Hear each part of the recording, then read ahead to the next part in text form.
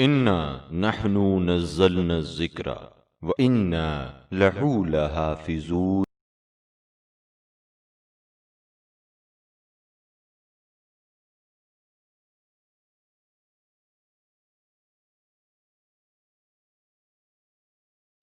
پانچ ایسی چیزیں ہیں جو اسی زمانے میں ہوں گی اور امام کے ظہور کے بعد ہی وہ خوشحالی کا عنوان بنے گی۔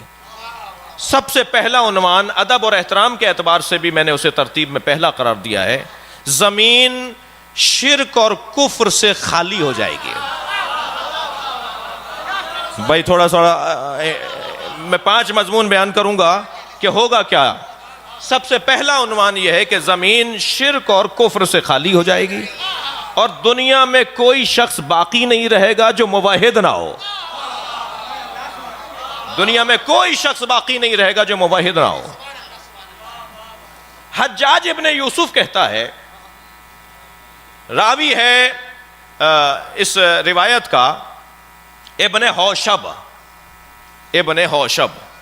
ابن حوشب کہتا ہے کہ میں ایک مرتبہ حجاج کے ہاں گیا۔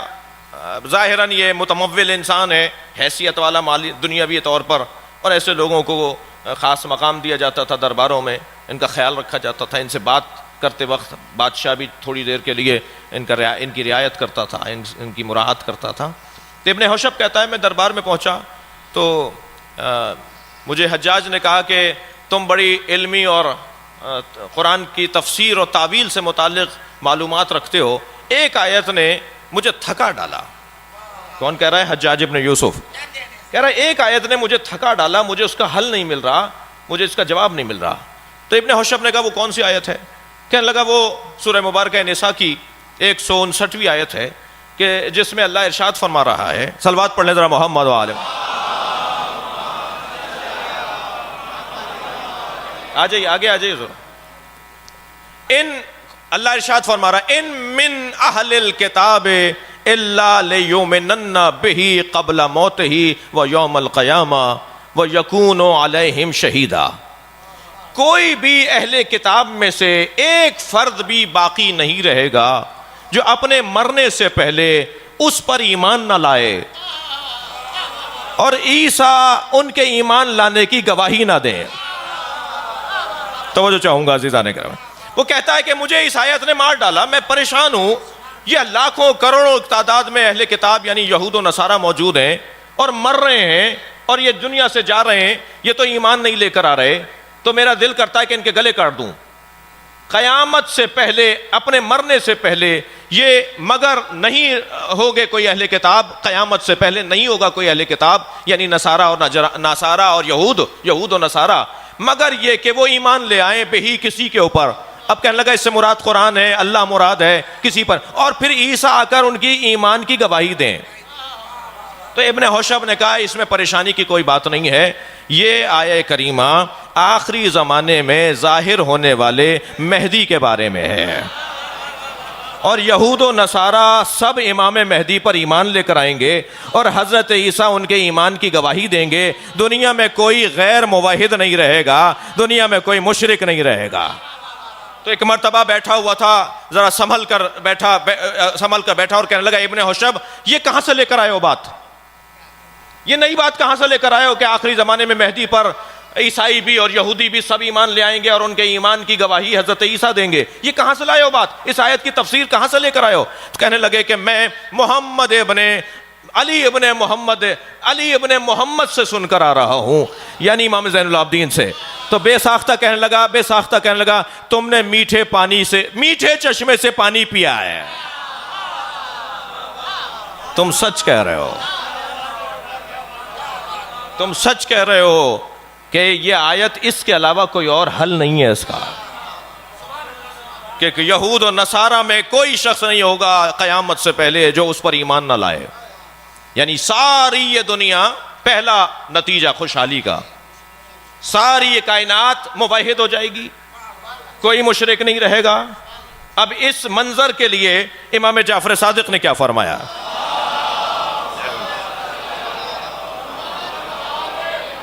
حضرت فرماتے ہیں حتی لا یکون الشرک علی ظہر الارض ولا یبقى فی الارض معبود دون اللہ من سنم وسم.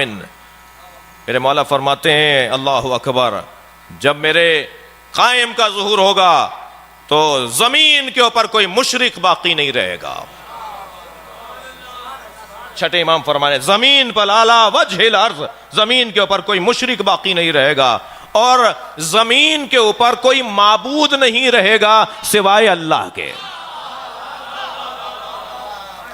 یہ پہلا نتیجہ ہے خوشحالی کا، یہ پہلا منظر ہے.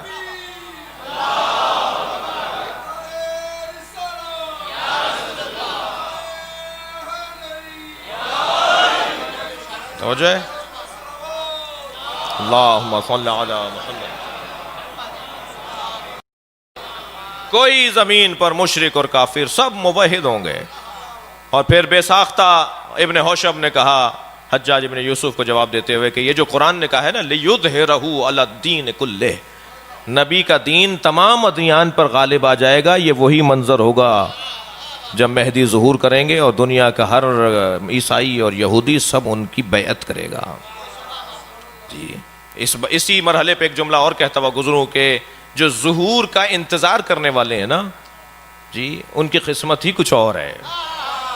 اس لیے کہ جو آج ہم کہہ رہے ہیں کل سب کہیں گے.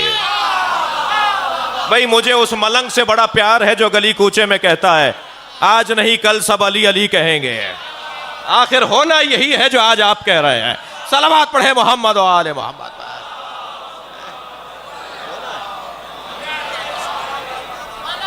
پہلا دوسری خوشحالی کیا ہوگی، دوسرا کیا منظر بنے گا اس وقت میں؟ حضرت فرمانے قال صادق، میرے مولا صادق کا فرمان ہے رفع التقیۃ عند قیام القائم وینتقم من عدو اللہ. جب میرا قائم قیام کرے گا تو تقیہ اٹھا لیا جائے گا. اچھا اس کا مطلب یہ ہے کہ ابھی تقیہ ہے. یہ کوئی نہ کہے کہ تقیہ کا دور نہیں رہا. تقیہ کے دور کو صرف ظہور کا دور کہا جاتا ہے. تقیہ اٹھنے کے دور صرف ظہور کا دور ہے. یہ آج کا بعض اوقات ہمارے بچے کہہ رہے ہوتے ہیں آج تقیہ کا دور نہیں ہے. کون کہہ رہا ہے یہ تقیہ کا دور نہیں ہے؟ جی اپنی پسند سے تو ہم دین نہیں چلائیں گے بھائی. اپنی پسند کو تو ویسے دین کہتے بھی نہیں ہے، دین تو اللہ کی پسند کو کہا جاتا ہے. جی تقیہ اس دور کے اندر جی اچھا بحث تقیہ کی نہیں ہے لیکن صرف ایک جملہ کہتا ہوا گزر رہا ہوں. تقیہ اہل دقت بیٹھے ہیں، اہل ادب بیٹھے ہوئے ہیں، الفاظ پر غور اور توجہ دینے والے تشریف فرما ہیں. جی تقیہ استعداد مخاطب کا موضوع نہیں ہے کہ میں ڈر رہا ہوں اس لیے نہیں بول رہا. موضوع ہی نہیں ہے مخاطب کا. تقیہ استعداد مخاطب کا موضوع ہے. سامنے والا اس قابل نہیں ہے کہ حق بات بتائی جائے، اسے تقیہ کہا جاتا ہے. صلوات پڑھیں محمد و آل محمد پر.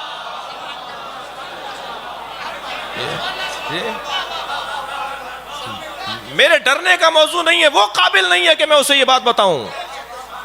اللہ اکبر. عزیزان گرامی، لہٰذا اگر آج کبھی ہم یہ بیان دیں، اور ہمارا بیان کیا ہے، ہم ہیں کون بھائی؟ میں اپنی بات کروں، میں ہوں کون؟ ہم اگر کوئی بات کریں گے تو یہ آیت ہونی چاہیے، یہ حدیث ہونی چاہیے، یا آیت و حدیث کی روشنی میں فتویٰ ہونا چاہیے. فتویٰ ہوتا ہی حدیث اور آیت کی روشنی میں ہے. فتویٰ جیب سے تو کوئی نہیں دیتا. فتویٰ جیب میں رکھی ہوئی چیز کو تو نہیں کہتے. فتویٰ تو استنباط کو کہتے ہیں، تحقیق کو کہتے ہیں، اجتہاد کو کہتے ہیں. جی نام لے کر فلاں فلاں فلاں فلاں فلاں فلاں فلاں نام لے کر کسی بھی دشمن اہل بیت جس کا نتیجہ فساد بنے، وہ شرعاً جائز نہیں کہہ رہے ہمارے علماء. اور وہ تو بیٹھے ہوئے ہیں ہزاروں فصیلوں کے اندر سینکڑوں محافظوں کے ساتھ. ان کا مسئلہ ہی نہیں ہے. مسئلہ تو اس کا ہے جو 2000 گھروں میں ایک آدمی علم لگائے بیٹھا ہے. اسے کون بچائے گا؟ اس کے لیے کون نظام دے گا؟ اس کی زندگی کا کون دستور مرتب کرے گا؟ یہ انہیں اپنا مسئلہ نہیں ہے. جی ہمارے یہ سارے بزرگ جو ہیں ہزاروں اور ایک سسٹم کے تحت محافظین کے ساتھ رہتے ہیں. ان کا مسئلہ نہیں ہے. مسئلہ اس بچے کا ہے, اس جوان کا ہے, اس نوکری کرنے والے کا ہے, اس ادارے میں کام کرنے والے کا ہے. میرے پاس تینوں بزرگوں کے فتوے موجود ہیں. حضرت آیت اللہ سیستانی نے تو بہت ہی واضح اور روشن طور پہ کہہ دیا. بڑا اچھا جملہ انہوں نے کہا ہے جو میرے مضمون میں بھی ہے. وہ فرماتے ہیں کہ 2 نام ان سے پوچھے گئے, کہ ایک بی بی کا نام پوچھا گیا, ایک خاتون کا جو نبی سے وابستہ ہیں, اور ایک پہلے 3 شخصیات میں ایک کا نام لے کے پوچھا گیا کہ ان کے بارے میں علنی نام لے کر کوئی بات کہنا کیسا ہے. تو انہوں نے جواب دیا کہ 2 حرام ہے. آیت اللہ سیستانی کا فتویٰ, حرام ہے نام لے کر. مجھے تو سمجھ میں بعض اوقات نہیں آتا کہ اگر ہم کہہ رہے ہیں کہ حرام ہے نام لے کر تبرہ کرنا, تو یہ کس نے کہہ دیا کہ انہیں آئیڈیل مان لو؟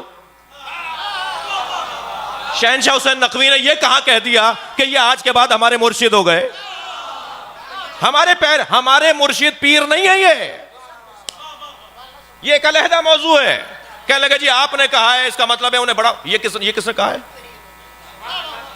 یہ نتیجہ کہاں سے نکل رہا ہے؟ اگر ہم کسی فتوے کو بیان کر رہے ہیں تو یہ نتیجہ کہاں نکل رہا ہے کہ ہم نے انہیں اپنا بڑا مان لیا؟ بڑا علی ہے بس. ہمارے نزدیک اگر کوئی وجود ہے قابل پیروی تو مولا کائنات کی ذات ہے. ہم علی کے سامنے ہر آنے والے کو باطل مانتے ہیں. مسئلہ کچھ اور بیان ہو رہا ہے جی. تو حضرت آیت اللہ سیستانی 2 ناموں کے پر فرماتے ہیں, کیونکہ ان سے پوچھے ہی 2 نام گئے. انہوں نے کہا حرام ہے ان کا نام لے کر ان کے بارے میں کوئی بات کرنا. حتی قام القائم. بھائی میں اپنے مضمون میں ہوں. جو آیت اللہ سیستانی کے فتوے کا حصہ ہے نا, فرماتے ہیں کچھ مت کہو جب تک کہ قائم نہ آ جائے. صلوات پڑھیں محمد و آل محمد پر.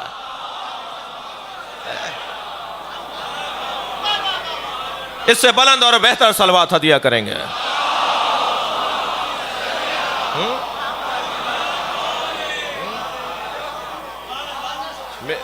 میرے مولا صادق فرما رہے تقیہ اس وقت اٹھا لیا جائے گا جب حضرت آ جائیں گے. تب تو حضرت بتائیں گے نا ہمیں کیا کرنا ہے. اور بہت واضح ہے کہ ہمیں حضرت کیا بتائیں گے. بہت واضح ہے اس باب میں, جس باب میں عرض کر رہا ہوں. تقیہ اٹھ جائے گا. وہ بات جو آج ہم نہیں کر پا رہے جی, وہ ہم کریں گے. یہ دوسرا نتیجہ ہے حضرت کے ظہور کا, ماحول کی تبدیلی کا. آج گھٹے ہوئے ہیں نا, آج گھٹے ہوئے ہیں بہت سارے ماحول میں. ہم گھٹے ہوئے ماحول میں ہیں. وہ گھٹے ہوئے, خوشحالی تو گھٹے ہوئے ماحول کو نہیں کہتے, گھٹن سے نکلنے کو خوشحالی کہتے ہیں نا. جب حضرت آئیں گے تو گھٹن سے نکل جائیں گے. یہ دوسرا نتیجہ ہے. اور تیسرا نتیجہ سنیں, فرماتے ہیں کہ عقل, وہ عقل نظری ہو یا عقل عملی ہو. عقل کی 2 قسمیں ہیں, ایک عقل عملی ہے, ایک عقل نظری ہے. اچھی رائے دینا, عقل مندانہ بات کرنا, یہ عقل نظری ہے. اور اچھا قدم اٹھانا, یہ عقل فعلی اور عملی ہے.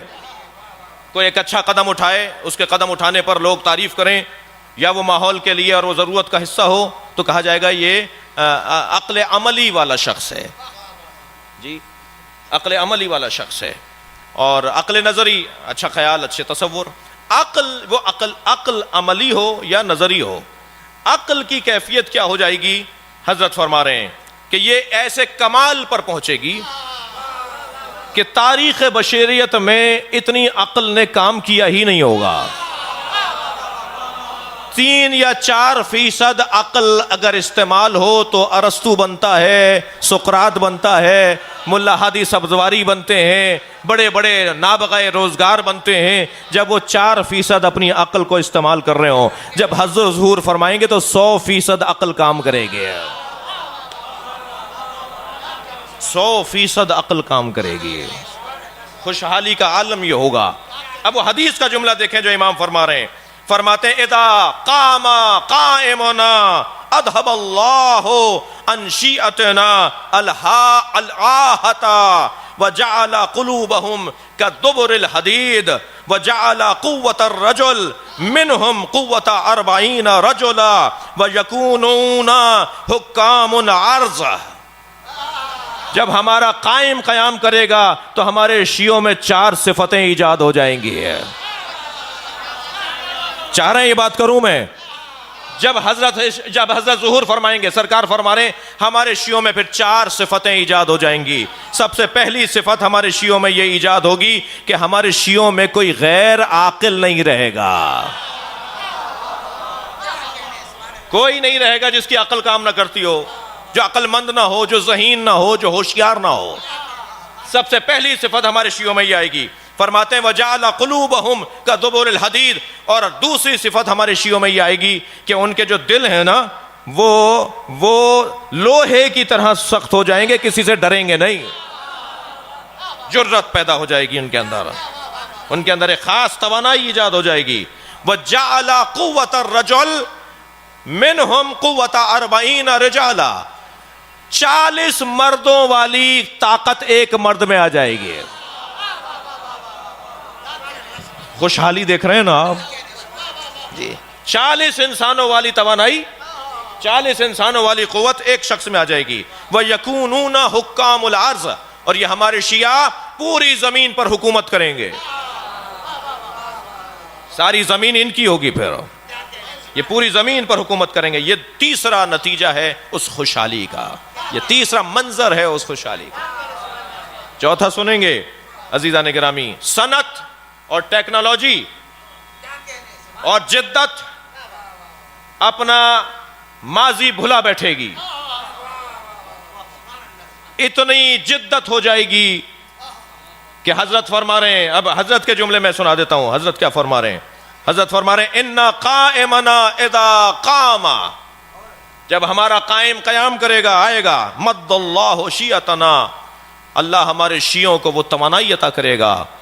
فی اسمائہم، ان کی سماعت میں، فی ابصارہم، ان کی آنکھوں میں، ان کی آنکھوں میں وہ توانائی عطا کرے گا. حتی لا یکون بینہم و بین القائم، یہاں تک کہ ان کے اور قائم کے درمیان کوئی نہیں ہوگا واسطہ بننے والا، مگر وہ دنیا کے اس کونے میں بیٹھے ہوئے قائم کو دیکھ رہے ہوں گے، اور قائم جب ان سے بات کرے گا تو قائم کی بات کو وہ سنیں گے. صلوات پڑھیں محمد و آل محمد.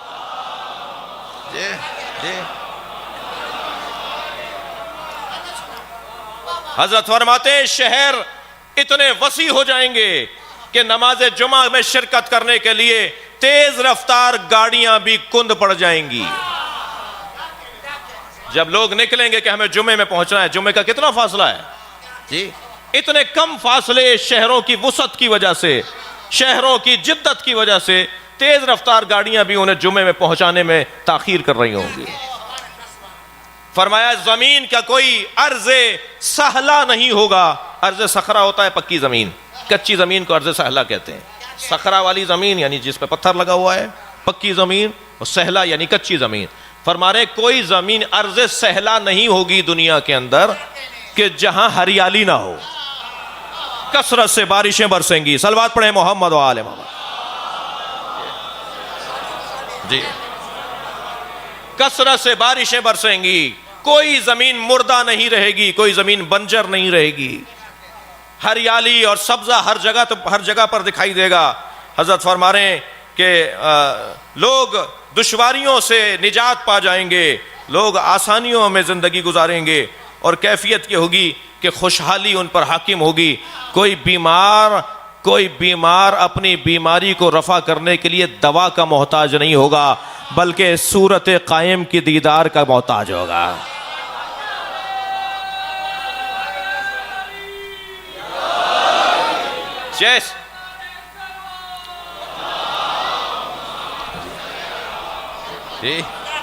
جب حضرت کے چہرے کو دیکھے گا تو بیمار شفا یاب ہو جائے گا. کوئی بیمار نہیں رہے گا جو شفا یاب نہ ہو. فرماتے ہیں کہ کوئی لا علاج مرض باقی نہیں رہے گا، حتی لا ولد لوگوں کو اولادیں ہوں گی جنہیں ڈاکٹروں نے جواب دے دیا جو بانجھ ہیں، جو اس قابل نہیں ہے کہ ان کے اولادیں ہوں. جب ظہور ہوگا تو لا ولد صاحب اولاد ہو جائیں گے.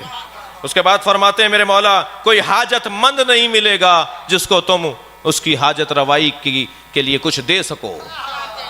لوگ صدقہ لے کر فقیروں کو ڈھونڈیں گے، اور جسے فقیر سمجھ کے دیں گے وہ کہے گا میں خود صدقہ لے کر فقیر ڈھونڈ رہا ہوں.